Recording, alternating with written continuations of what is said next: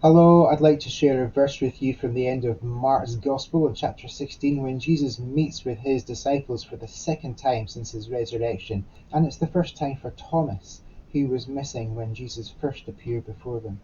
And after Jesus reassures Thomas that he really is alive, he goes on to give this commission to them all. He says, "Go into all the world and proclaim the gospel to the whole creation." Go into all the world highlights to his disciples that this task before them is for the entire earth. It is a global task. There is to be no continent that is ignored, no geographical region or country that is to be left out from this gospel proclaiming task.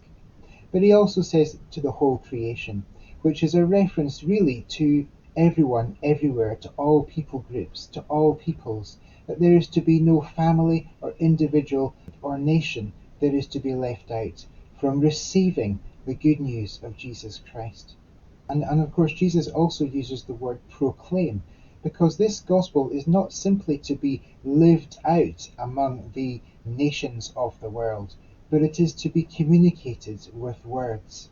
And so we today are also called to go into all the world and proclaim the gospel to all of creation, to all peoples everywhere.